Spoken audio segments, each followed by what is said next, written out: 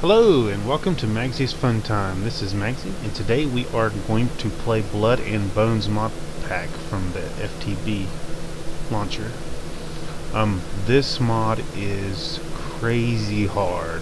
Okay, so first of all, you kind of want to go and play like regular Minecraft for a while, maybe some hardcore, maybe Minecraft, and get yourself used to getting hard.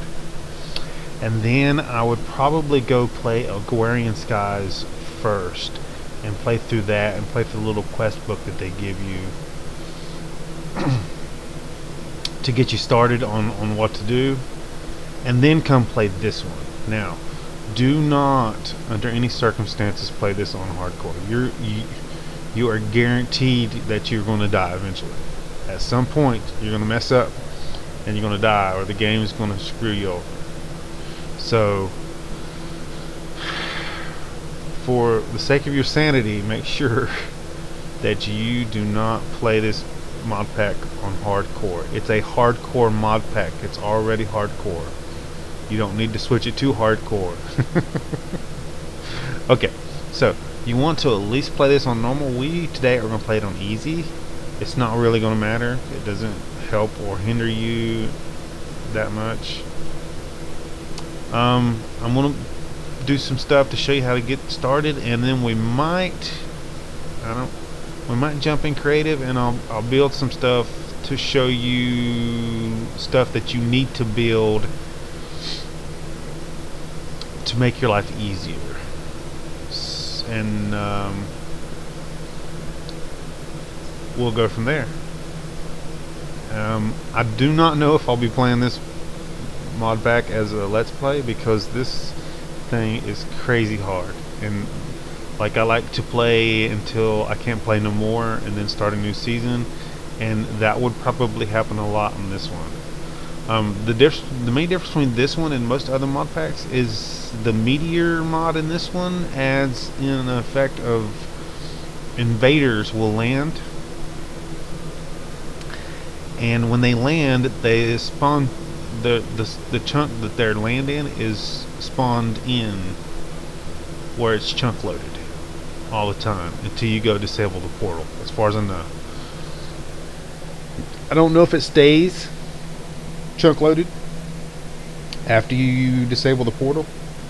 Now, there's two ways of going about this, and they might fix it in the future, but I don't know. You can take a bucket of water and just put it down inside the portal, and the water flow will break the portal, and that's a way of disabling the portal.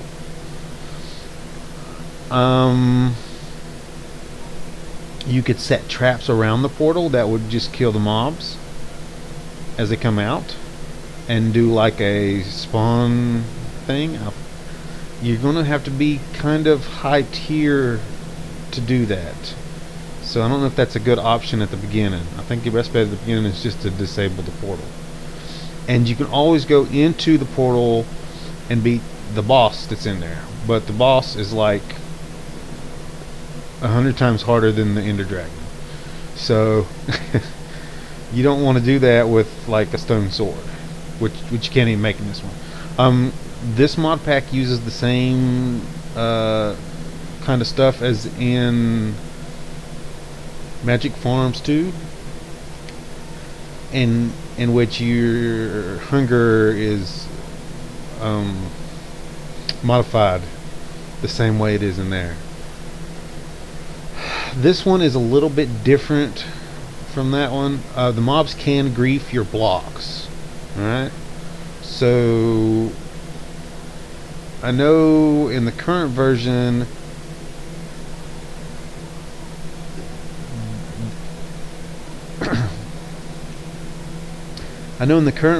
of the mod pack, they can break planks straight out, like if it was a door. So, and you don't want to use wooden doors. The best thing to use as a door to block something off is logs. As far as I know, the mobs in this cannot break logs. So logs is your best bet. As a matter of fact, it might be good just to go ahead and build a tree farm as soon as possible, or cut all the trees around your area away and just build you like a little fort out of logs. Now, you do not want to build on the surface, okay? And I've done this mod 3 or 4 times, and it's not feasible for you to build a base on above ground at the start, and you can't really build one in the air because you kind of like get stuck up there unless you build it over water. Now, you can build in the air over water. The problem is the first 3 or 4 nights you're going to need to mine and gather gas and minerals and ore and stuff like that, and you're not going to be able to do that from the platform. And during the day you're going to want to go outside and gather food, because food goes really, really quick in this mod. In the daytime you want to go in the daytime and get food. So your best bet to start out with is to dig down underground, and then what you're going to do is you're going to set up 2 or 3 little traps. What you're going to do is you're going to dig down into the dirt 3 or 4, let's see, 4 or 5 blocks. You can dig down 3 without too much trouble, so 3 would be perfect. And then you're going to put a trap door there and just let the mobs fall down and stay there, and just don't even worry about it. Eventually you want to get to where you dig tunnels all the way down to like 30 plus, dig down 30 or plus levels, and be careful when you do this, and I'll tell you why in a minute. But 30 plus levels, and just have the mobs fall down to their death. So you don't want to waste your energy trying to kill these mobs, because the more you swing, every time you swing your sword, you're going to use your hunger. So the more you swing, the more hunger you're going to use. If you run out of food, just like in Magic Farms 2, if you run out of food, you die instantly. There's no I run out of food and then my health goes down. That doesn't happen in this mod pack. If you run out of hunger, you die.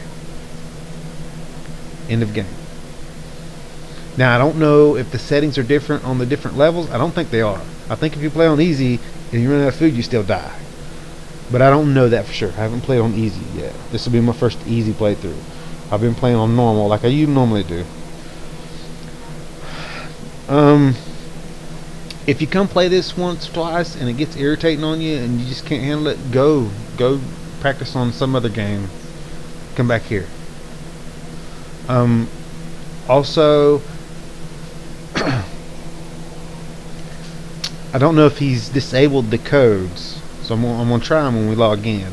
But you can, if it's too much for you and you really want to play this mod pack, you think that playing this mod pack is going to help you get better at Minecraft, it probably will. But if you think that, but you can't handle all the mobs at one time, you can turn mob spawning off. Now, what mob spawning game rule does is it turns off the world mob spawning.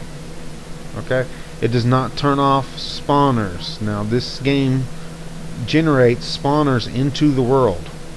Okay, and some of the monsters in the world have mob spawners on their head, so the monsters actually spawn monsters. So it's not going to stop, as far as I know, it's not going to stop them from spawning. The only thing it does is stops the world spawning in the darkness. Okay, so you're still going to have spawning, you're still going to have monsters coming after you. Now, I don't know how the mob spawning turned off interacts with the invasion or the meteors. I know that in some of the mods and in Minecraft, if you turn mob spawning off, it does not spawn squid, but it'll still spawn like non-hostile mobs like cows and sheep and stuff. So if you want to practice this before you get like an actual hardcore run through, which I suggest you do, you're gonna want to play this 5 or 6 times to get a feel for the game before you actually get like your actual playthrough of the game. of the mod pack. The first couple of times you might want to cut mob spawning off, just so you can get what you want to do the first 2 or 3 days down packed, and then start the game up with a new game and world, and then let the mob spawning stay on and see how that strategy you come up with helps you out. And you can also go ahead and play through once or twice with the mob spawning on, and then turn it off, and then play through again for 2 or 3 days in Minecraft days, not real life days, and just try different strategies of bases, and then go back and let the mob spawning, try them again from the beginning of the game with the mob spawning on, and find you a good place to start. That's what you want. Now I'm going to show you some tips and tricks like I did before in the other mod packs that will help you start really good. But you want to practice these, because this is a really hard mod pack. Now at the beginning of the game, and the reason we're on this screen here is because time is of the essence. Time flows really fast in this, especially when you're trying to look for everything you need.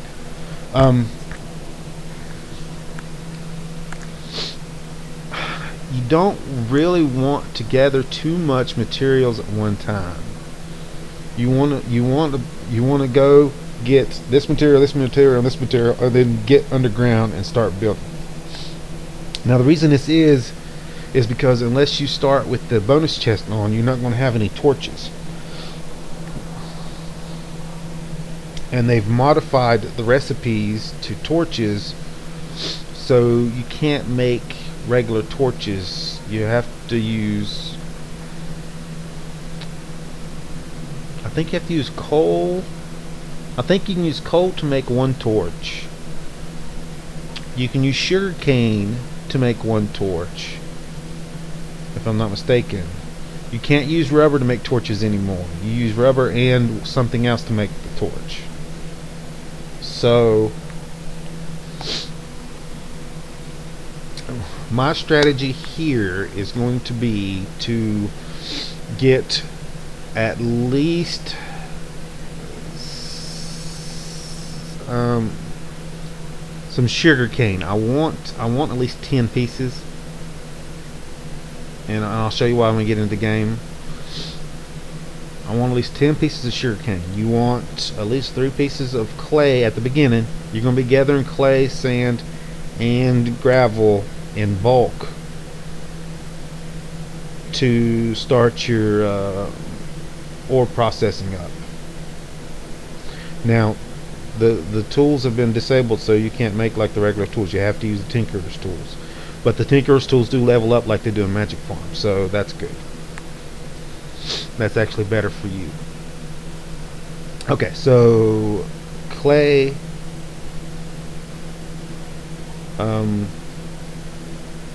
sugar cane, those two you want to, as you're going through the game, you want to try to follow the rivers and stuff till you find those 2, and you want to gather as much food as possible when you're going through the game. Now